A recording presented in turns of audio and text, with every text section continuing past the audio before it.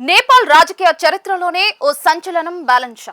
సాంప్రదాయ రాజకీయాలను పక్కన పెట్టి జెన్జీ మద్దతుతో అద్భుత విజయం సాధించిన 36 ఏళ్ల బ్యాలెన్స్ షా ప్రధానిగా బాధ్యతలు స్వీకరించిన అతి తక్కువ కాలంలోనే దేశం తీవ్ర సంక్షోభంలో కూరుకుపోయింది. నేపాల్ వ్యాప్తంగా సంభవించిన ఆకస్మిక వరదలు, భారీ వర్షాలు దేశాన్ని వణికిస్తూ ఉండటంతో కొత్త ప్రధాని నాయకత్వ సామర్థ్యానికి ఇది తొలి సవాల్గా మారింది. వర్షాల దాటికి నదులు పొంగి నివాస ప్రాంతాలు జలమయమయ్యాయి. ఈ విపత్తులో 150 మందికి పైగా ప్రాణాలు కోల్పోగా వందలాది మంది గల్లంతయ్యారు. మృతుల సంఖ్య మరింత పెరిగే అవకాశం ఉంది. ఈ క్రమంలో బ్యాలెన్స్ షా ప్రభుత్వం రంగంలోకి దిగి బాధితులకు తక్షణ ఉపశమనం అందించేందుకు కృషి చేస్తోంది. ఈ విపత్కర పరిస్థితుల్లో బ్యాలెన్స్ షా నేతృత్వంలోని ప్రభుత్వం అత్యంత వేగంగా స్పందించేందుకు ప్రయత్నిస్తోంది. భావోద్వేగపూరితమైన పిలుపునిస్తూ క్లిష్ట సమయంలో దేశ ప్రజలంతా ఐక్యంగా నిలవాలని ఆయన కోరారు.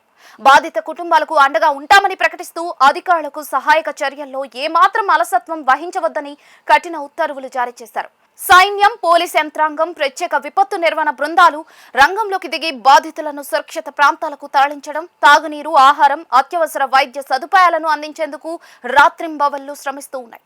ఈ ప్రకృతి విపత్తు ప్రభావం సరిహద్దు దేశమైన భారతదేశంపై కూడా పడుతోంది. నేపాల్ నుంచి దిగువకు ప్రవహించే నదులు ఉప్పొంగడంతో బీహార్లోని పలు ప్రాంతాల్లో వరద ముప్పు పెరిగింది. దీంతో భారత అధికారులు సైతం పరిస్థితిని ఎప్పటికప్పుడు సమీక్షిస్తూ సరిహద్దు ప్రాంతాల్లో ముందస్తు రక్షణ చర్యలు చేపట్టారు.